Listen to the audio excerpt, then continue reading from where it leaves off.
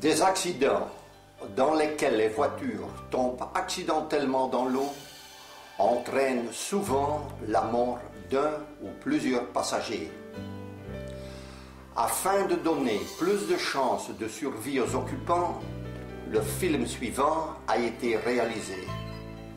Afin d'étudier le comportement de véhicules tombés dans l'eau, plusieurs types de voitures ont été lancés à l'eau de différentes manières et à vitesse variable. Ainsi, il a été constaté que tous, sans exception, flottent. Certains plus longtemps que d'autres, parfois même durant plusieurs minutes. Ensuite, ils coulent dans la direction du moteur ou de la charge la plus lourde. Ici coule une voiture vide avec un moteur à l'avant dans une eau profonde. La bulle d'air qui permet au véhicule de flotter est chassée par l'eau qui s'engouffre et s'échappe par l'arrière. Les véhicules qui coulent dans une eau qui est plus profonde que leur longueur, nous les retrouvons dans l'ordre décroissant suivant. Plantés droit dans la boue, sur les 4 roues, sur le toit et rarement sur le côté. En eau peu profonde, les véhicules restent le plus souvent sur leurs 4 roues. Le temps de flottaison est proportionnel à la quantité d'air restée dans la voiture. La quantité dépend en grande partie des dégradations à la carrosserie et au type de chargement. Ces dégradations sont essentiellement provoquées par des contacts avec des obstacles qui ont précédé l'immersion, par exemple suite à un accident. De ce fait, les voitures peuvent arriver de différentes manières dans l'eau par exemple, sur le flanc ou sur le toit. L'air s'échappera rapidement par des portières ouvertes ou des vitres cassées. Le volume de la bulle d'air sera plus petit si le toit est enfoncé. Tous ces éléments diminueront le temps de flottaison de façon significative. L'angle de contact entre la voiture et l'eau aura aussi son importance. Le choc avec l'eau dépend de la vitesse et peut être très violent. En effet, il peut être comparé avec un freinage d'urgence avec lequel le véhicule s'immobilise après 2 mètres. Sans ceinture de sécurité, les occupants sont projetés vers l'avant, avec pour conséquence possible de graves blessures. Ceci se produit surtout avec les passagers avant qui percutent leur pare-brise avec la tête et peuvent ainsi perdre connaissance. Les ceintures de sécurité maintiennent les passagers à leur place, empêchent les blessures et augmentent de façon substantielle les possibilités de sauvetage. Portez votre ceinture de sécurité et vous augmenterez vos chances de survie. Le cours voiture à l'eau de la Ligue néerlandophone belge de sauvetage est organisé de façon pédagogique en combinant la théorie et la pratique.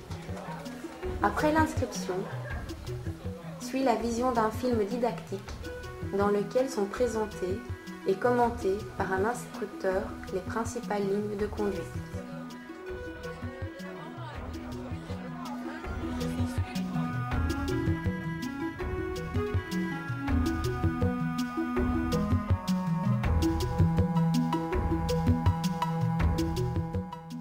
Des exercices complémentaires d'initiation sont dirigés par des moniteurs brevetés.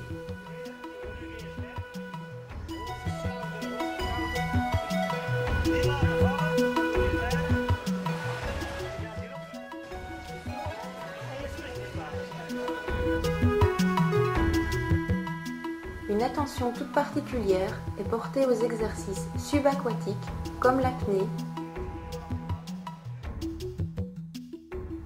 et la nage les yeux ouverts.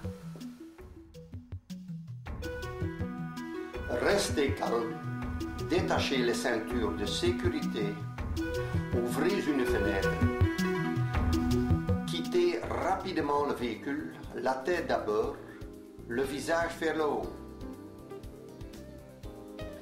Gardez un contact avec le véhicule, tirez les autres en dehors, placez les non-nageurs sur le toit en attendant leur secours.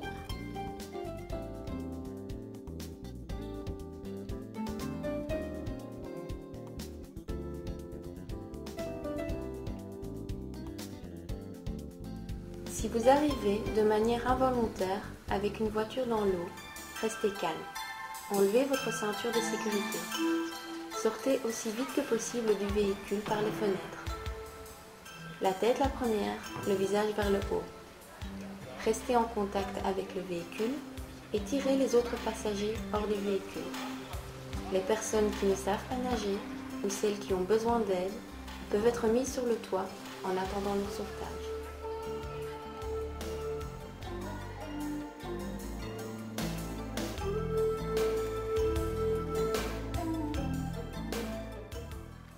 S'extraire par les fenêtres d'une voiture en train de couler est beaucoup plus difficile que si le véhicule flotte. Dans cette démonstration, vous voyez avec quelle force l'eau s'engouffre à l'intérieur par une fenêtre ouverte. Le véhicule coule plus rapidement. Ceci rend la sortie beaucoup plus difficile. En agissant rapidement, un enfant peut être tiré vers l'extérieur en même temps. Prenez ensuite une forte impulsion contre la carrosserie pour remonter à la surface. Il est également possible de quitter un véhicule qui flotte par les portes. Mais il faut alors exercer une poussée très forte avec l'épaule, éventuellement aidé par un autre passager.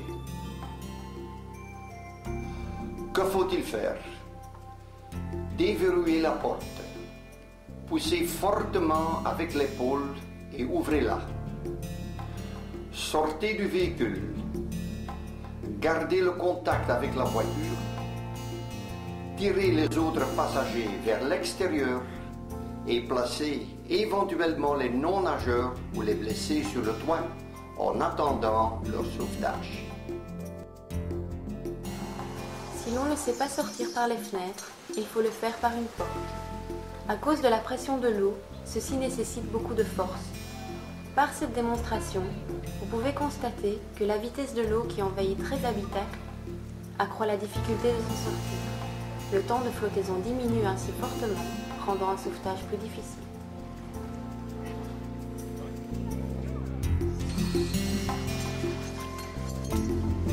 S'il n'a pas été possible de sortir durant la phase de flottaison, il faut en tout cas toujours tenter de quitter le plus rapidement possible le véhicule. Continuez de respirer le plus longtemps possible à la bulle d'air diminuante qui s'est formée au plafond. Une fois le véhicule rempli d'eau, il sera d'autant plus facile d'ouvrir les portes et de sortir de la voiture. En prenant appui sur la carrosserie, les autres passagers pourront être tirés vers l'extérieur.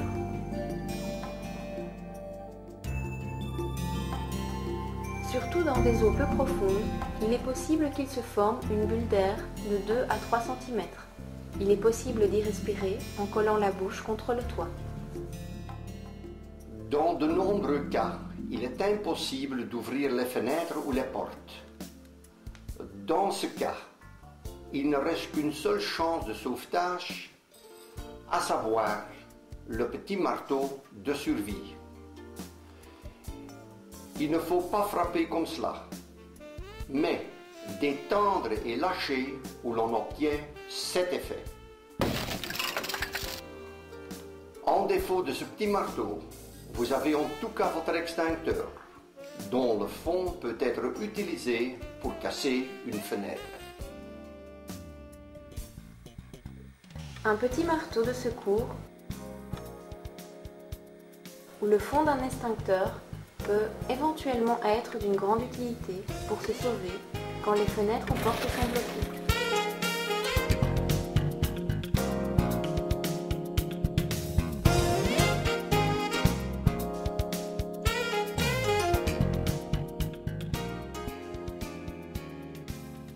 Un véhicule qui flotte se comporte comme un bateau. Il est donc possible, moyennant un peu d'effort, de le tirer ou de le pousser vers des eaux moins profondes.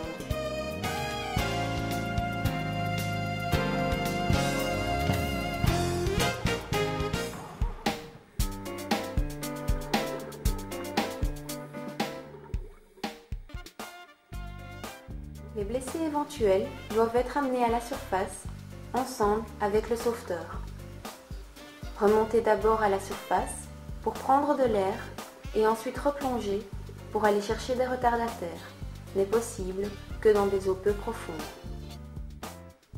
Continuez à respirer dans la bulle d'air pendant que vous défaites les ceintures de sécurité et ouvrez la porte. Si vous n'avez pas réussi à sortir le premier du véhicule, vous pouvez éventuellement quitter la voiture en même temps que celui qui est en train de se noyer. Prenez une forte impulsion sur la carrosserie et emmenez ensuite la victime à terre pour les soins nécessaires.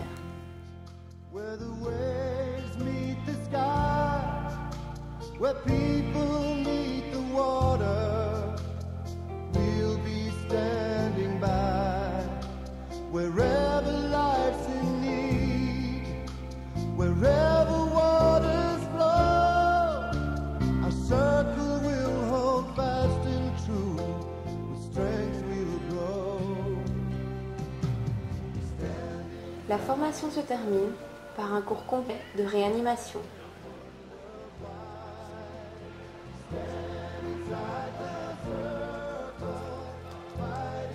Un diplôme et une médaille récompensent tous ceux qui terminent le cours avec succès.